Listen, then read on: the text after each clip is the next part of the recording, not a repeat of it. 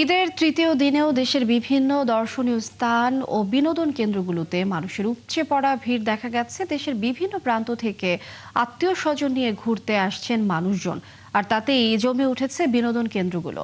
এতে অনেক এলাকায় দেখা দিয়েছে হোটেল সংকট। প্রতিনিধিদের তথ্য ছবিতে প্রতিবেদন। একসময়ের বাংলার রাজধানী ছিল বগুড়া মহাস্থানগড়, বহন করছে ২৫০০ বছরের ইতিহাস। ঈদের ছুটিতে বিকেলের স্নিগ্ধ পরিবেশে পরিবারের সদস্যদের নিয়ে ঘুরে বেড়ান হাজারো দর্শনার্থী। মহাস্থানগড়ের মতো মমইন পার্ক সহ বিভিন্ন পর্যটন স্পট মুখর ছিল দর্শনার্থীদের ভিড়ে। কেউ ছবি তুলছেন, কেউ ঘুরে ঘুরে দেখছেন দর্শনীয় স্থান, আবার কেউ পরিবার পরিজন নিয়ে গল্পে মেতে উঠেছেন।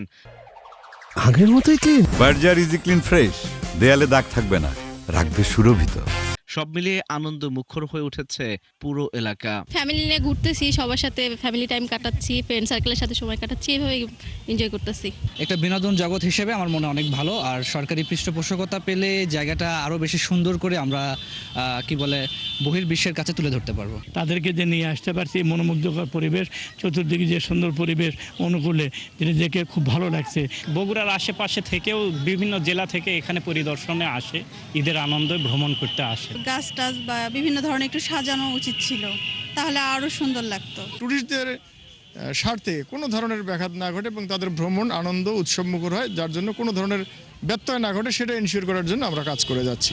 একইভাবে সিলেটেও পর্যটকের ব্যাপক আগমন ঘটেছে। প্রায় সব হোটেল ও মোটেল পূর্ণ হওয়ায় অনেকে বাধ্য হয়ে রাস্তায় অবস্থান করছেন। একই সাথে বাড়তি ভাড়া নেয়ার অভিযোগ পর্যটকদের। হোটেল পাইলে হোটেল নিব, না নিলে সামনে ট্রাই করে দেখবো। মিনিমাম 5-এর উপরে, 5-এর নিচে কোনো রুম পাওয়া যায় না।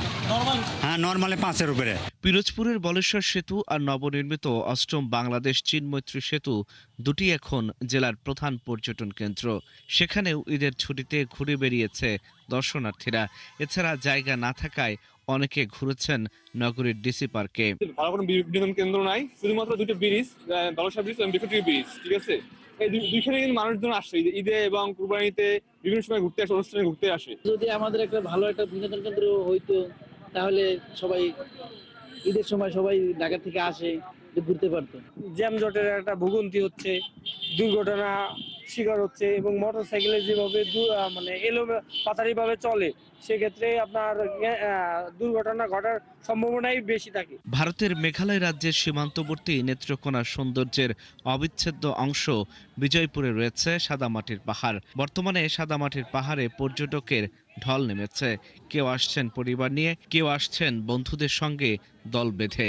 সেরা মুহূর্তকে স্মরণীয় করতে তুলছেন ছবি। আগে শুনেছি যে এখানে অনেক সুন্দর, আজকে আর কি ফার্স্ট টাইম এখানে আসা। এখানে খুবই সুন্দর ভিউ পাওয়া যায়, এবং ওই সাইডে বর্ডারের যে এরিয়া, ওইদিকেও সুন্দর প্রাকৃতিক দৃশ্য খুবই সুন্দর। এজন্য ফ্যামিলি সবাইকে নিয়ে একটা মনোরম পরিবেশ দেখতে আসি। ভাই ব্রাদার ভাতিজা যারা আছে সবাই একসাথে, প্রতিবেশীরা একসাথে আসছি, আনন্দ উল্লাস করছি, আমরা আসলে অনেক ভালো লাগছে। রংপুরের পীরগঞ্জের নীলদরিয়া বিনোদন কেন্দ্র, আনন্দনগর, বড়বিলা বিনোদন কেন্দ্রে দর্শকদের ভিড় লক্ষ্য করা যায়। ছোট বড় সব বয়সের মানুষের উপস্থিতিতে মুখরিত হয়ে উঠেছে বিনোদন কেন্দ্রগুলো। এখানে অনেক মজা, জায়গাটা অনেক সুন্দর। এখানে ঘুরে বেড়ানোর জন্য আসছি, এখানে এসে আমার অনেক ভালো লাগছে। ছোট বাচ্চা বাড়ির ফ্যামিলি নিয়ে ঘুরতেছি, ভালোই লাগতেছে। দর্শনার্থীদের দাবি, বিনোদন কেন্দ্রগুলোকে আধুনিকায়ন ও মানসম্মত করা গেলে আরও বাড়বে পর্যটকের সংখ্যা। আল ইমরান, ৭১।